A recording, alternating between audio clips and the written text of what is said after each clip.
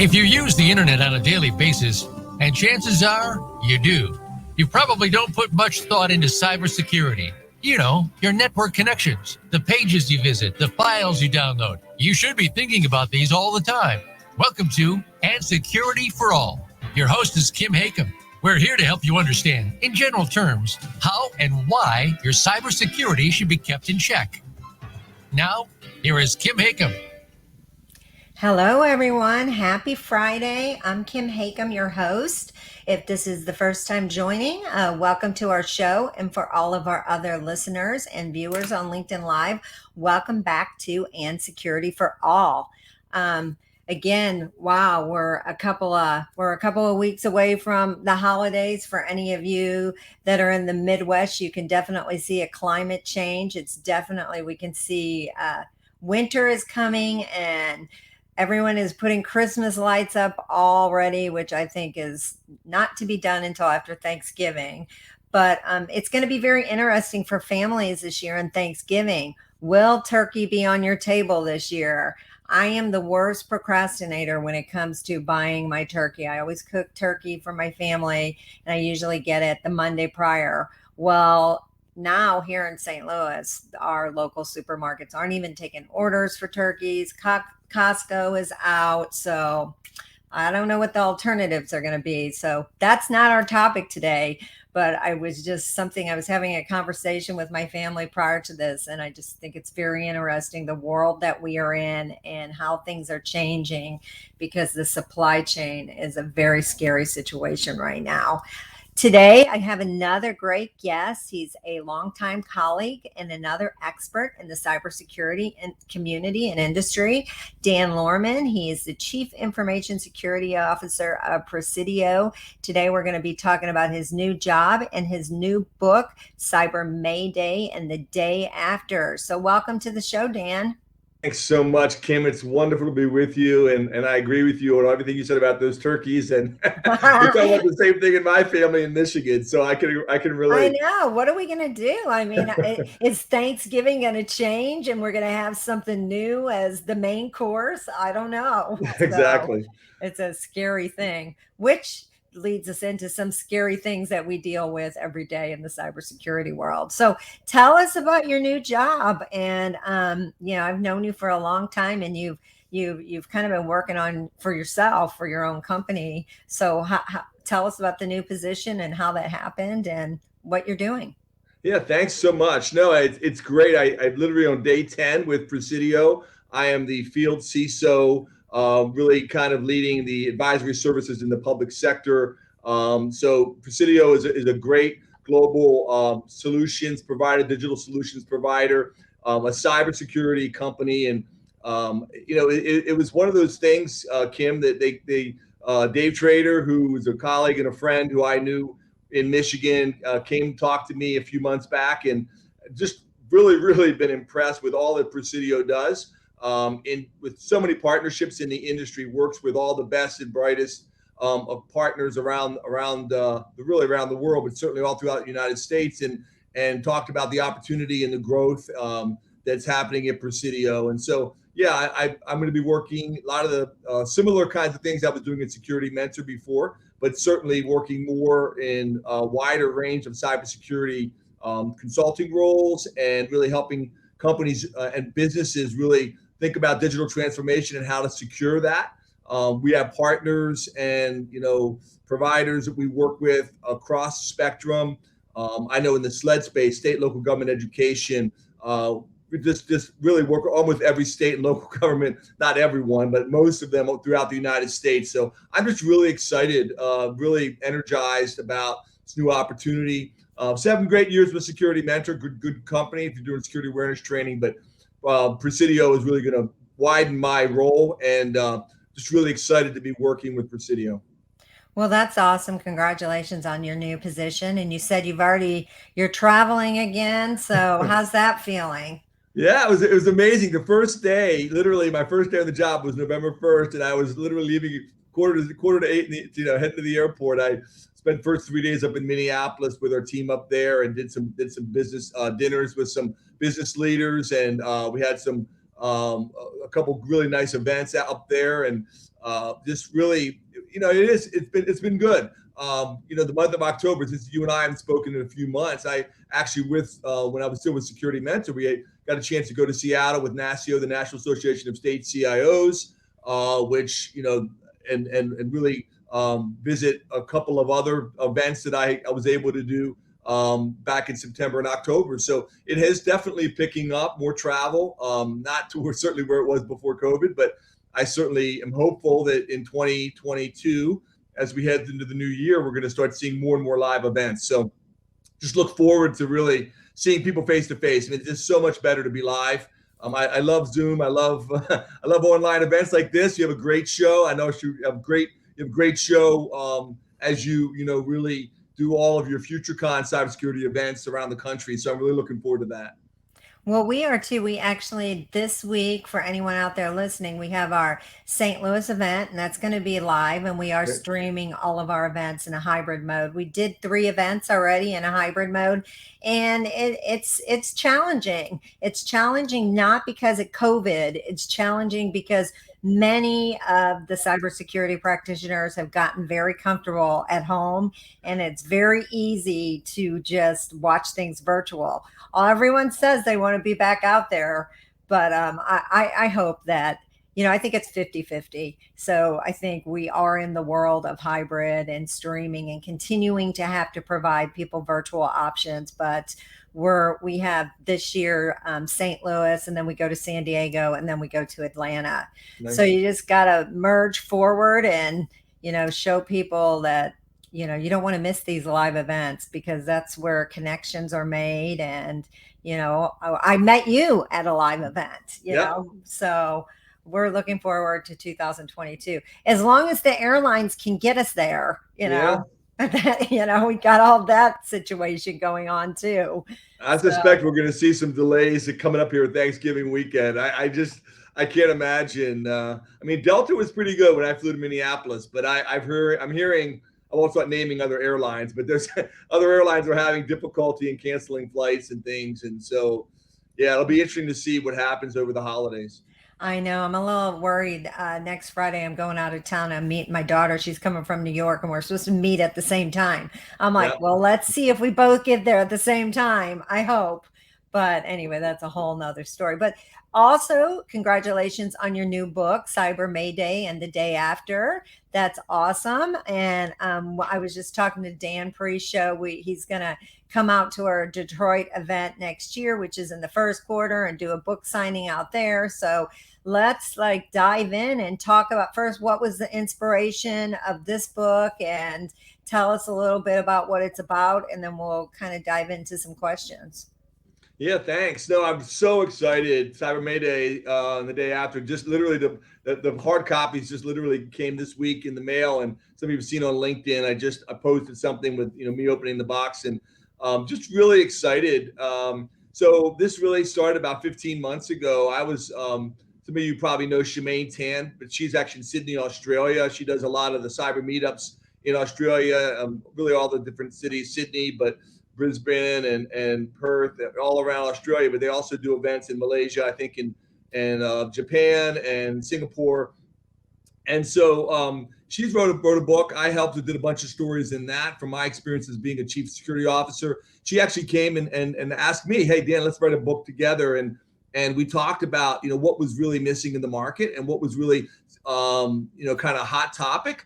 And the issue, the topic of really cyber emergencies and incident response. And this was really before, and we'll talk about this in a few minutes, Kim, but this was before we had the solar winds and before we really hit, Colonial Pipeline and JBS meets and the different challenges we've seen this year. We'll talk about that. But, this was really started about a year ago, but, August of 20, and just really kind of thinking through what we would like to do. And there was so many ransomware attacks and so many different stories around the country. So let's bring together real true stories with best practices and really kind of walk through, and we do this in the book, really kind of what to do before, during, and after a major cyber incident.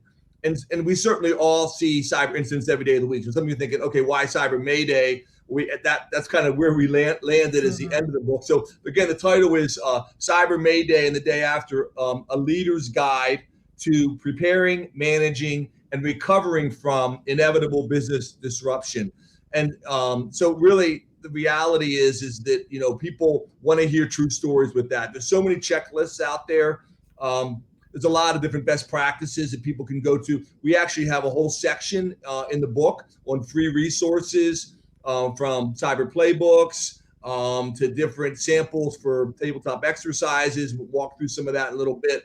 Lots and lots of different best practices in the industry, public sector, private sector, NIST, talk about the cyber framework and those kinds of things. But what makes this book really different is Shemaine and I really talk about true stories of things that have really happened to people and what did they learn from it, as a company, as a government, as an individual, and what is it like to actually have those emergencies, you know, and what is it really like to live through that? And so that's really what we cover in the book. And we're really excited. There's so much that's been going on. And literally, you know, we had written most of the book. We had 3 authors, and then Wiley is our publisher. They've done a great job working with us. It's going to be a global book. They're planning on, you know, more than 10 languages, you know, around the world. But it's also a book that, you know, really is going to be going, you know, Australia and Asia. You know, Shemaine's got stories from all over the world as well, but lots of stories in the U.S., local government, state government, federal government, but private sector as well. So really a mix of public and private sector stories. And then what were the lessons learned and what do people learn through that? So there's 3 parts to the book: before, during, and after incidents. And, you know, just really, really excited. And of course, you know, as we were wrapping things up, you know, and we'll talk about this, but yeah, that's when the Colonial Pipeline incident happened. So literally, we were in the editing process, and the final manuscript was due June 1. And of course, in May was when Colonial Pipeline hit. Beginning of June, end of May was the JBS and those incidents. So yeah, it's really, really exciting. Well, I don't think there's any way you can stay ahead of what's going to happen to tomorrow. We don't even know what's going to happen while we're on the show. Who knows what could be happening? So with all those emergencies out there and all those stories that you are telling in the book, how did you even narrow it down? Because there's so many big things that happen. Like, is there an example of one that you can share with us? Sure. There's tons and tons of stories. You know, we talk about literally laying out, you know, many of you remember, you know, I have stories in here from a lot of the CISOs that I work with in state governments in Texas, in North Carolina, a lot of other states, North Dakota and others, private sector companies. One of the ones I just wanted to share, you know, really is a story that, you know, we really kind of come back to some of the statements we start off with, you know, what is the imperative here, and what are the first, you know, what are the statements that were made by a wide variety of different leadership. So we can maybe get to that and the imperative here. But one of the early stories in the book talks about, and you know, we start off in chapter 1 and really talk about if I had a time machine, and really thinking about, you know, if you could go back in your job to one time, because we almost do this in any area of life, right, Kim? But maybe we were doing that about Thanksgiving this year. But if we don't, mainly in the cyber world, in our jobs, in our day jobs, and really, it's not just a technical book. This is really for business leaders, anybody, CXO, leadership, certainly technology and cyber pros will be very interested in this. But really, any kind of business leader, these things can impact you, right? And a lot of people, if you go back to one point in time, what would you do differently? If you could change 1 or 2 or 3 things, do you have the influence? How would you do that? What would you change? And one of the things we discovered, still a large number of people, you know, and we let out with this story, have this attitude. I don't want to know. I really, if I don't know, it can't bother me. Kind of, you know, if I don't hear it, if I don't know about it. But right in the beginning of chapter 1, we tell a story about an incident that occurred where a certain public official with the FBI told the story basically around airports And I'm just going to quote this part to you. I'll just read you part of this from straight from the book here. Just want to read this one little section.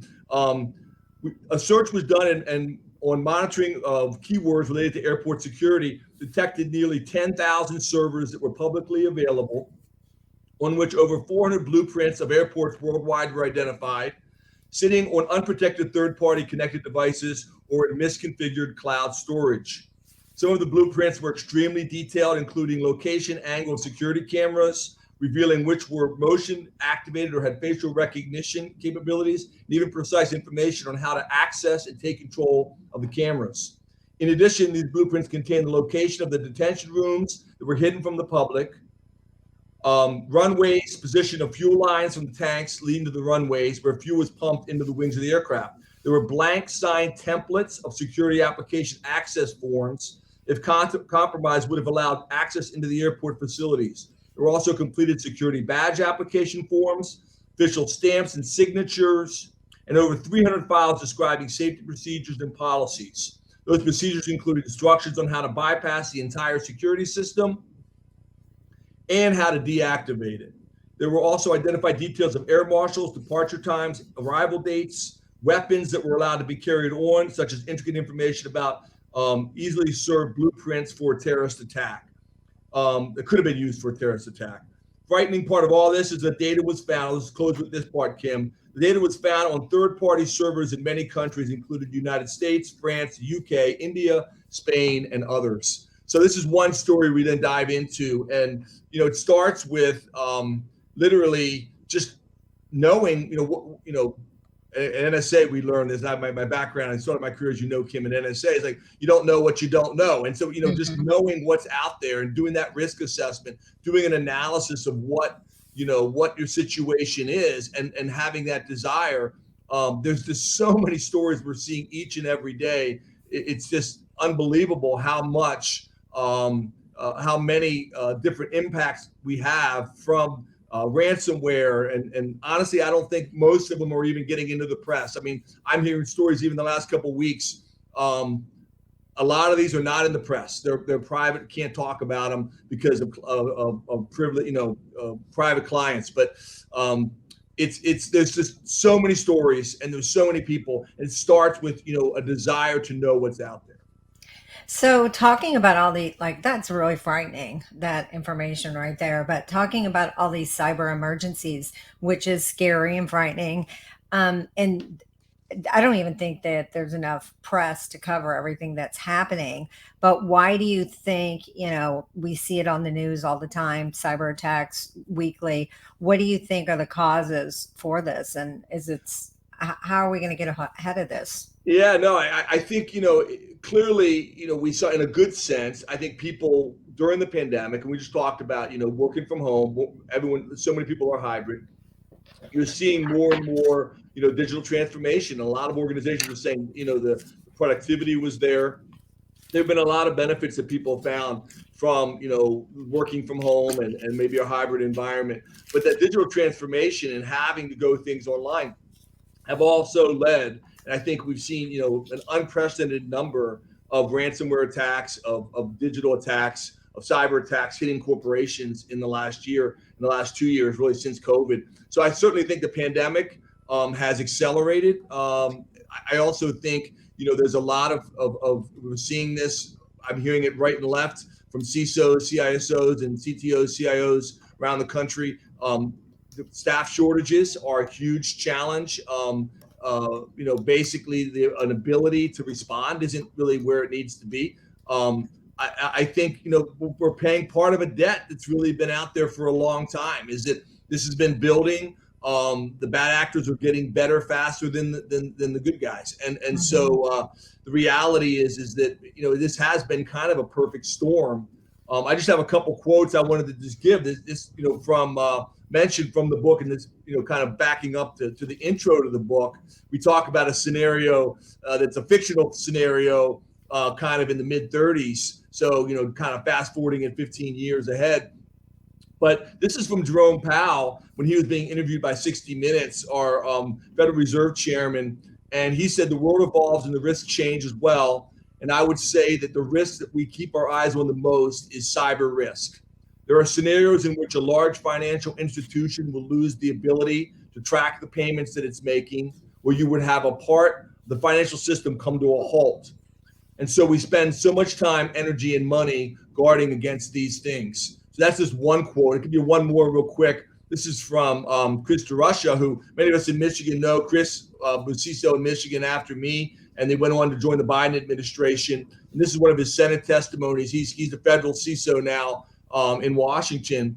And he said this in Senate testimony: "We're at a crossroads for the nation's cybersecurity. SolarWinds incident exposed gaps in our cyber capabilities and risk management programs, not just in the federal government, but in some of the most mature and well-resourced companies in the world.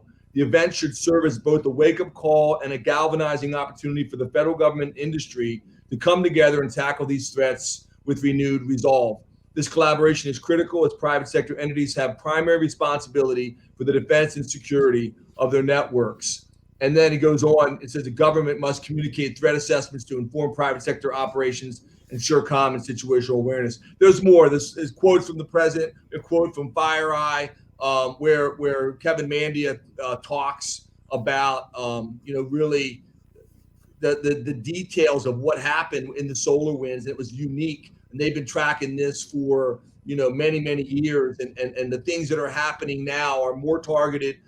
Some are nation state attacks. Some are just very sophisticated actors that are may or may not be nation state. But we're facing a barrage, and this is we're added on top of the challenges we're facing with the supply chain we're just talking about with our Thanksgiving turkeys. Mm-hmm. It is a scary situation. Speaking of FireEye and Mandiant, because I've had a few of the Mandiant CISOs I've been talking to. What's your thoughts on, what is the difference? I really don't know. When Mandiant broke away from FireEye, is FireEye and Mandiant doing two separate things? Are they still basically doing the same thing, but two different companies? Yeah, I hesitate to talk about that, Kim, because I'm not really at liberty to speak about specifically, especially with my Presidio hat on. What my personal opinions are. What I honestly don't really know exactly what they're doing with that. I do have a lot of respect for Kevin Mandy. I've known him for a while, and early days when they first created Mandy, and I had some conversations with Kevin. So.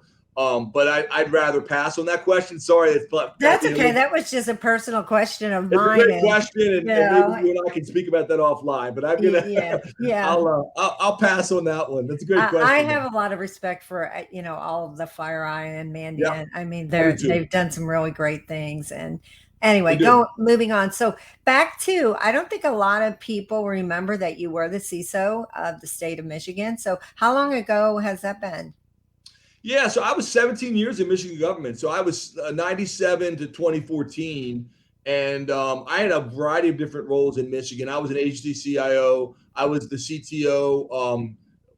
Then I became CIO for one agency specifically in the late 90s during Y2K. So that was Department of Management and Budget. Then I was in the governor's office, Governor Engler, doing basically working eMichigan, building Michigan.gov. We're the first .gov state government in the country. And then, became the first state government CISO in 2002 to 2009. Was involved in that first blackout. We can talk about that if you'd like.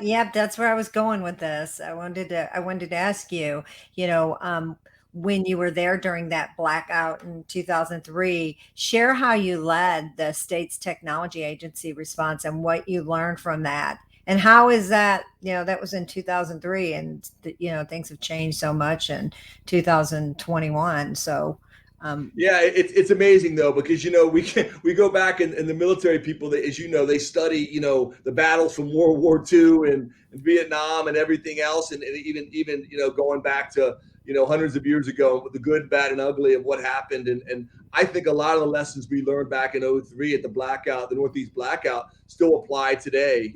So let me just say real quickly what happened. I mean, I was the CISO for the state. I was also at that time was management and budgets, emergency management coordinator for the DIT, Department of Information Technology.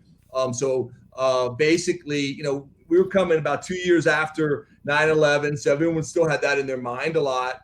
And we had done a lot of plans on, what if scenarios. But everyone was talking about Y2K at that time, Kim. It kind of shows how, year 2000 problem. And so we had a lot of plans about what are we going to do if things go down.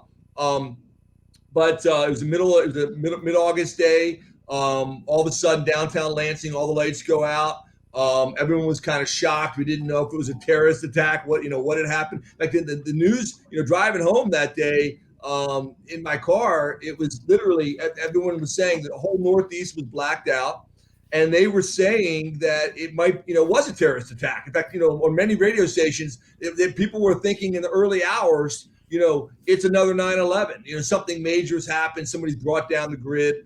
And it was multi-states. It was, hitting New York. People have those pictures of people walking across the bridge. And so in Michigan, it literally, I took a half an hour to get out of the parking garage. It was kind of weaving between cars. It was like some movie, right? But we knew where to go. We went to the State's Emergency Coordination Center, and I spent the better part of 4 days with a few hours of sleep. But basically, the state recovering. Parts of mid-Michigan were down for about 24 hours. Other parts like Detroit were down for 2 days. Other places were even down for longer than that in New York and other parts of the country. But a lot of the things that come right to the center for whether it's 03 or whether it's 2021 or now, one of the first things are, when and if you have all these plans, you have all these tabletop exercises, and they're all important, and you strategize, but who you're going to call, how are you going to communicate, what are you going to use? These things may not be available, right? Phones. Everyone just assumes, I'll just call, I'll just text. Will those be available? We had 800 megahertz radios people were using back then. People still use some of those today. What is your communication? Who are you going to call? Are they going to be available? About half the people we thought that were going to be available were not available. And so, we all met.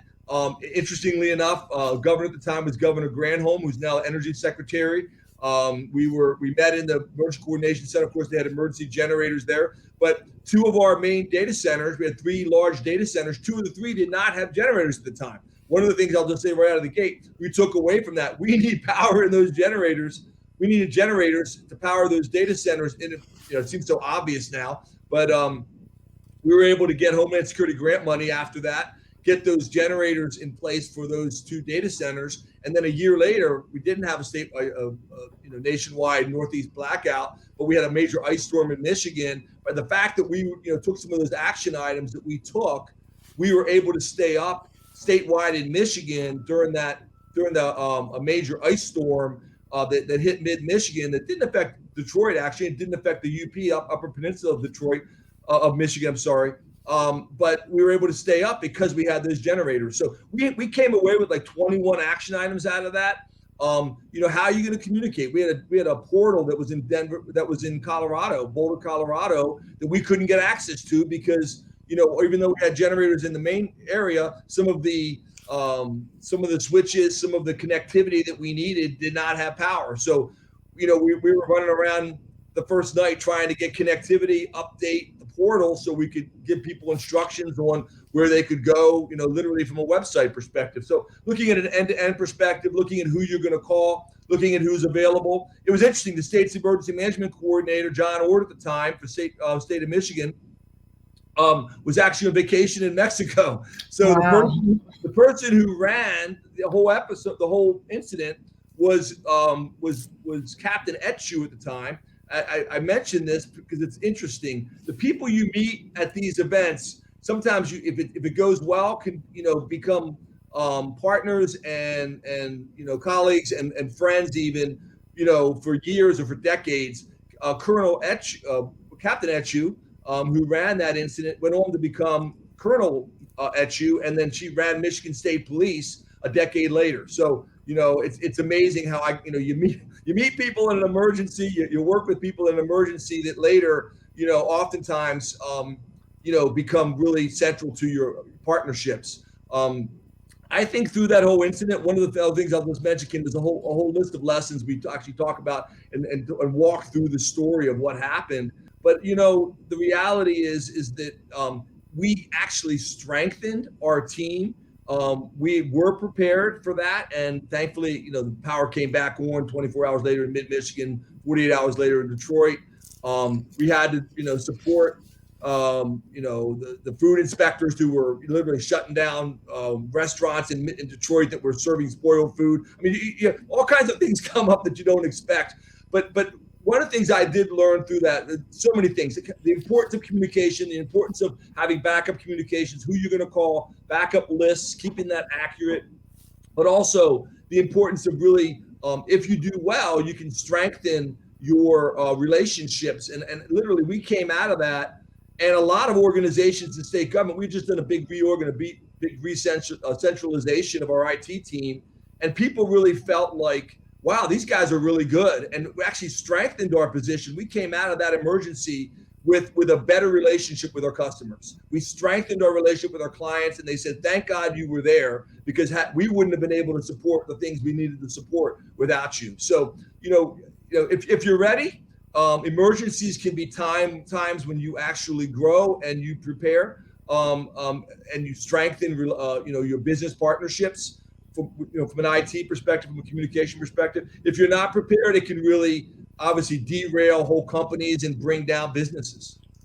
Well, it kind of ties right into life. You have failing only makes you stronger. So the same thing, with some of these situations. What was your thought when you saw everything that happened in Texas compared to what you guys had in Michigan, where you guys had real snow? You had a real snowstorm. I'm sure they're way more prepared than they ever thought they would be. Sure. Well, Kim, great point. I mean, like in North Carolina, the stories in New York with Deb Snyder, North Carolina, Maria Thompson, and Nancy Rainasek, the CISOs in Texas. These were ransomware attacks, and they recovered pretty quickly, but they talked about some of the same themes, and we saw some common threads across all of this is like, running, having exercises, having, we talk about this in the book, having playbooks. If you're just going to wing it, if you're an organization out there and you don't have a cyber plan, an incident response plan, that can deal with this. In Michigan, we discovered that really well. Even a decade later, we created what was called the Michigan Cyber Disruption Response Strategy under Governor Rick Snyder. A decade later, when I was CISO over physical and cybersecurity. And at the time we were doing that, Kim, in 2011, 2012, nobody in the country had a Michigan Cyber Disruption Response Strategy. Like, what's that?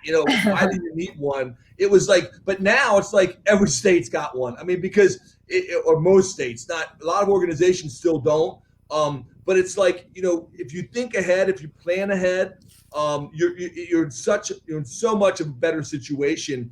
And specifically, like in Texas, I know they had a really bad week. But Nancy walks through what they did from a central perspective, and were able to get back pretty quickly. I know they didn't pay the ransom in Texas for some of their stories. Some cases we have examples where people did pay ransoms, but the reality is that that preparation is so key. Having a good plan, testing the plan, having a plan and not testing it, it's pretty much worthless.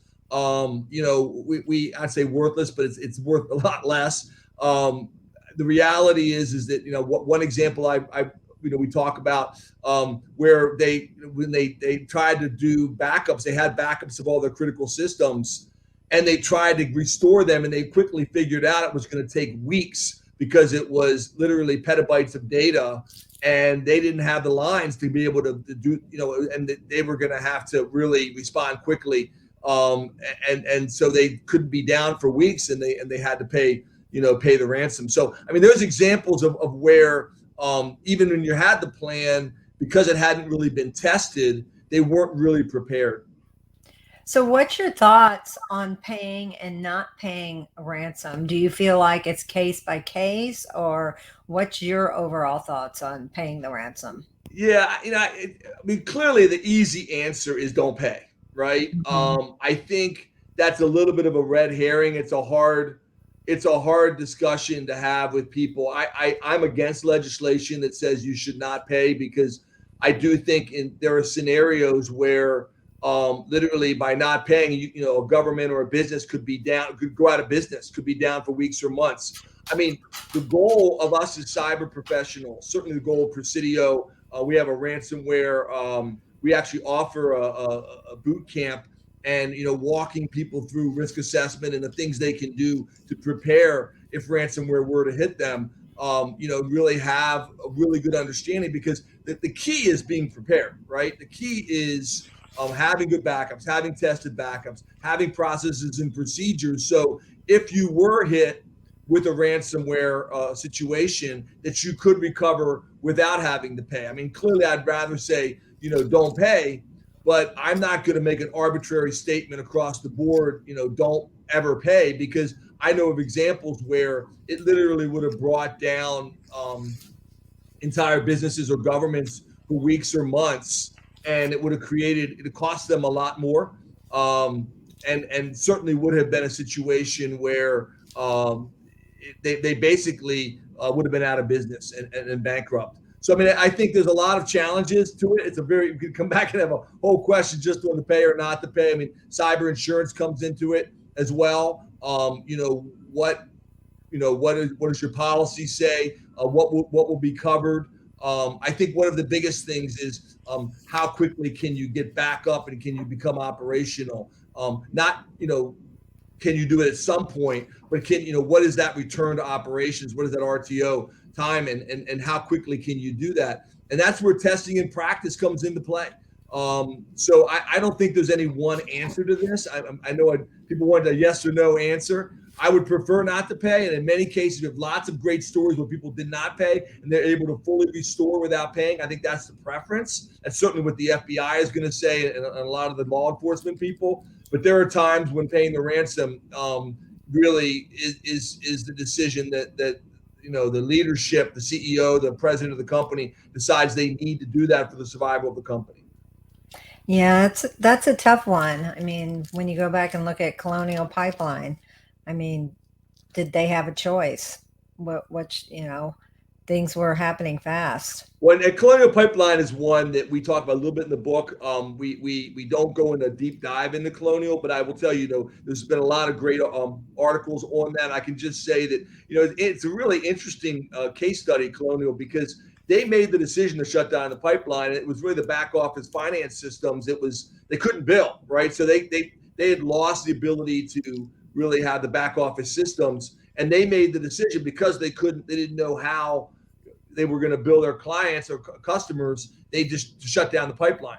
But that does bring up a really important point where a lot of people think, we have an air gap between the operational network and the back office systems or finance systems, payroll systems, where a lot of times those things can come together. And so we've discovered that lots of different exercises. One of the other things we cover in the book, Kim, is we talk a lot about the federal government has these cyberstorm exercises. They work with governments all over the world, and some true stories of some of those examples of what happened during cyberstorms. 1, 2, 3, 4, 5. I was involved in a lot of the early cyberstorms. The Department of Homeland Security and CISA, the Cybersecurity Infrastructure Security Agency, they continue to do these exercises with the public and the private sector. The banks are doing them, hospitals are doing them, and lessons learned from those exercises of what to do in those situations.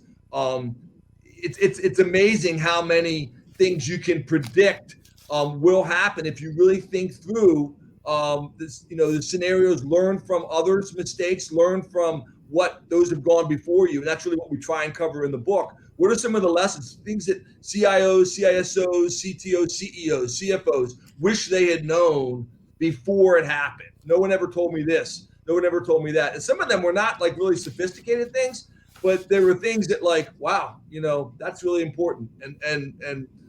So yeah, I mean, I think there's a lot of things that are new and different about ransomware attacks and data breaches in 2021. But a lot of the same things are, priorities, just like in war or so many other things about life. It's, relationships and other things about life is, communication, having accurate lists that are updated, having backup plans for if you can't use your cell phone, if you can't use your email, if you can't use your texting, what are you going to do? What's the plan?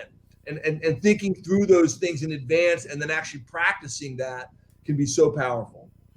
So, how do you, I mean, you talked about who your intended audience is to read the book, but how do you make that book desirable for a CEO or a CFO who or a COO who is looking to their security teams to make sure what you're writing about doesn't happen to them? Again, once again, getting the board and the top executives to understand how important it is for them to be educated on the kind of stuff you're writing in your book. Well, one great way is to be on the Kim Hakim show. I thank you for having me. Of course. I always love talking to you and trying to get the word out. So, I mean, we have a variety of things we're doing to try and get the word out, marketing and that kind of thing. And but it really is. We hope it's not just for technology and cyber pros. I mean, this really is a business. If you're a small, medium, large business, if you are a government, any size government, small, medium, large, I think you can benefit. The stories in here are really, helpful, and I really think, beneficial. So we're trying to get the word out. We have a variety of ways we're trying to get the word out to people. And I won't go through all of those right now, but I do think, you bring up a really good point, Kim, that I want to emphasize right now, and that is this is really about business risk. And it's not primarily about encryption. It's not primarily about, how does ransomware work? I mean, those things are important. There's a lot of the papers on that. There's a lot of blogs on that. There's a lot of different checklists that people can use. But really thinking about the business and the stories about, what really happened to different businesses given different situations. And knowing, starting off with, yes, it can happen to you. It's amazing how many people think this still will not happen to us.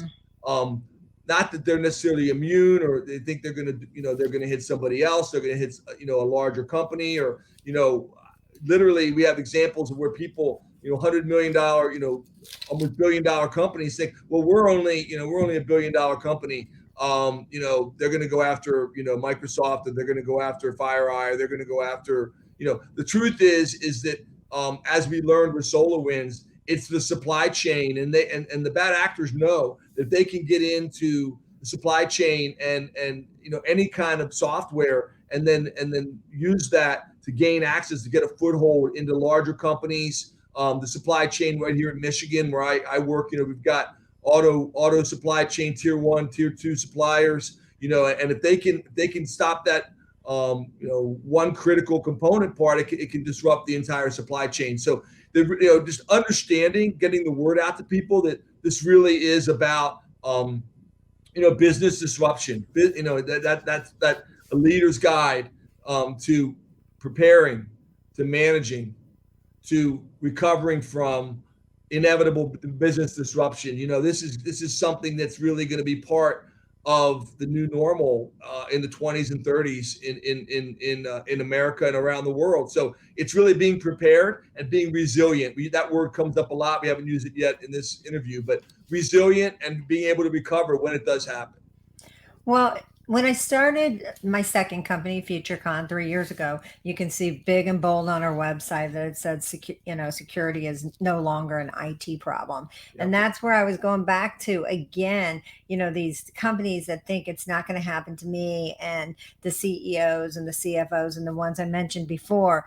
Again, when do you think it's going to finally get their attention that I need to read Dan Lohrmann's book and learn that security is not just an IT problem anymore? Our cybersecurity, that's what it says on our website. Again, there still is that mentality, but I do think after seeing what happened to Colonial Pipeline, I think it hopefully woke up some of the, board members and the people that are not in the cybersecurity, space.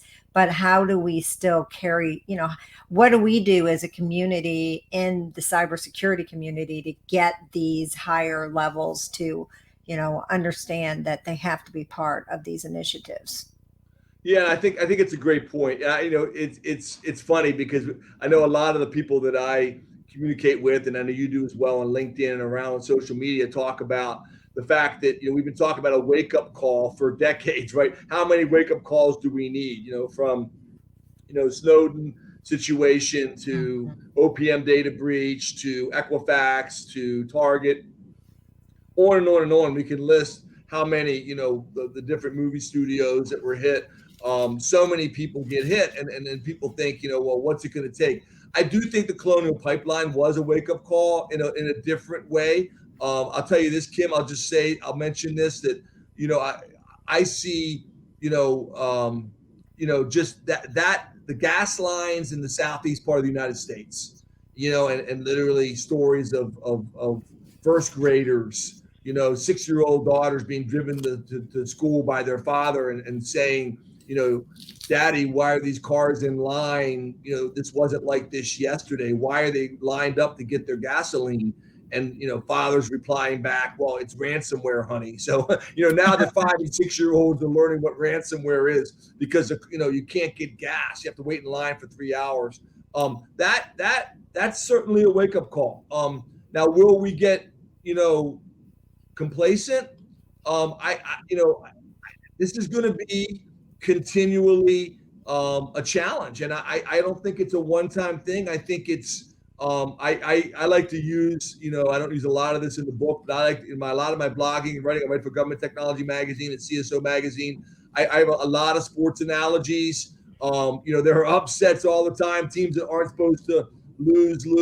My Michigan State Spartans here in mid-Michigan, lost to Purdue last week, and it was an upset. And Purdue actually knocked off Iowa too earlier in the year. And say, how can that happen? Our team's a better team, but it really is. It's so many pieces of this. It's people, process, and technology. It's not just, and we make that theme throughout the book. And a lot of the stories are, we thought we were prepared, or we thought we had the right technology, or we thought we had the right process, and then somebody was gone. It became a people issue. One of the lessons we have that we talk about in the book that you and I haven't talked about yet, but I'll tell one of the quick story from the book. Mark Weatherford, who was, I first met Mark when he was a CISO in Colorado. He went on to become CISO in California, then CISO for North American Electricity Reliability Council, and then Undersecretary for Cybersecurity in Washington at Department of Homeland Security. Now he he's worked with Chertoff Group, and he's worked with a variety of companies now. But he tells a story when he was in California. And he was a CISO, and they were very decentralized. So it's almost think of like a parent company with 144 subsidiaries, because like every agency in California kind of was running their own thing at the time.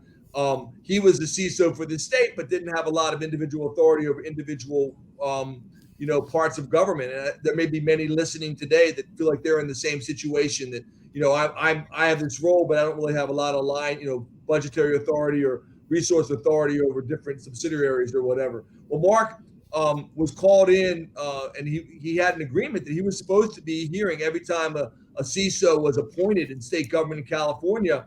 And he heard that a CISO had been appointed to one agency, and it's the whole story in the book. I won't go through the whole story, but basically he was surprised because he had not been part of the interview process, had not been consulted. He was kind of brought in after the fact.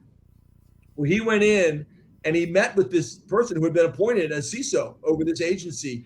And it turns out, he said, the guy was very nice and professional and kind and all that, but he just didn't seem like he was qualified, and something was wrong. Well, then like a week or two later, he said, well, let's have a follow-up. He was going to get back together with the guy in a month, and they were going to do lunch again. And he got contacted and said that person no longer worked for the agency, and he was like shocked by this. Turns out the person had just been released from prison, had a criminal record, and had no experience. They had hired somebody who was not the right person, and literally that was the person in charge, because he knew somebody had been appointed to that role, which is and some of the lessons that Mark learned through that. So one of the making sure the right people are involved, the right people are looking at your cyber team and your cyber program, your technology program, that have the right experience. I think that's especially hard right now with so many vacancies out there, so many people. It's hard to hire. good cyber people in the private sector, much less in the government. I know people around the country that have lost, 20, 30, 40, 50% of their teams in the last 9 months, Kim, that they're really struggling to hire people and keep staff. Attracting and retaining talent is a huge challenge. So my point is this: there's so many different things. You think you've got the right technology, you think you have the right process, and then the wrong person is inside and doesn't really know what they're doing, and all of a sudden the hole opens up. Or that you got the right person and you got the right technology, but the process isn't repeatable. And so all of those things are part of it. And really, the stories in the book there's over 35 stories of incidents, are really, how do those come together? How do you bring together the people, the process, and the technology to really make sure that you're protected? Well, we're getting close, coming up on the hour. So Yep.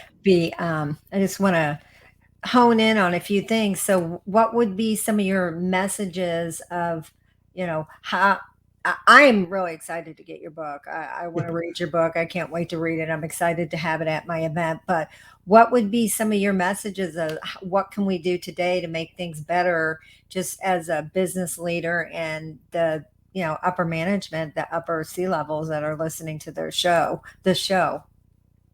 Sure.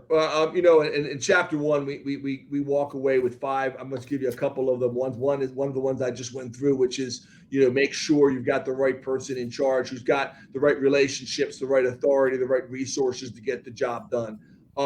I think the first one was right out of the book, and this was, really from Singapore, but all over the world. This is the new normal. This problem is not going away. You can't wait it out. You can't just hope. You've got to take action. And I think, really, look at your peers, look at, who's best in class, look at, if you're saying, well, I'm not Department of Defense, I'm not the federal government, I'm not even state government, I'm just, the small business, look at your peers. I mean, you name almost any area, any industry, there have been ransomware attacks, there have been data breaches. It's happening all around us. So opening your eyes, do a good risk assessment is the first step. I mean, I think, the reason your show is doing so well and the reason it's going to continue is there isn't any one silver bullet. There is no one answer to this. It takes vigilance. It takes resiliency. It takes really having a good plan in place and practicing and really, having playbooks, really working with all hands on deck. It really has to be the entire business. It's not just IT. And having tabletop exercises, preparing before an incident.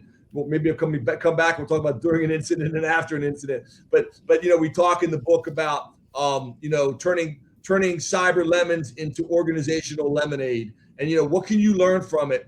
So many people have said to me, I hear this from consultants across, and I'll maybe end with this, Kim. We're almost out of time, and that is that. So many organizations they go into, they can tell whether there's been an incident or not, a breach or a major ransomware attack, because when there has been, they're focused, they're engaged, they really, they're listening, they're like on the edge of their seat, they're passionate about it.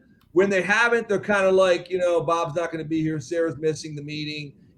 There's not that sense of urgency. Our hope with this book is that you can have true stories of what really is happening across different industries, across government, public, private sector, and really be able to learn from that before it happens. Learn from the mistakes and the things people did right. It's not all bad. There's a lot of good people have done right.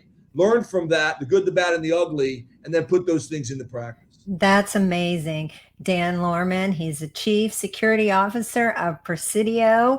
Thank you for being on our show today. You can find his book, Cyber Mayday and the Day After, I assume on Amazon still. Or it's out there, not still. I just want to make sure it's out there. It's coming. It's out there now to pre-order, but it's coming. Actually, it's going to be available overnight shipping on the 16th. So, all right, excellent. Great there. Christmas present. Thank you so much, Dan, for being on the show. Thank you, everyone, for tuning in, and have a great weekend. Stay safe, stay secure, and we will see you next Friday.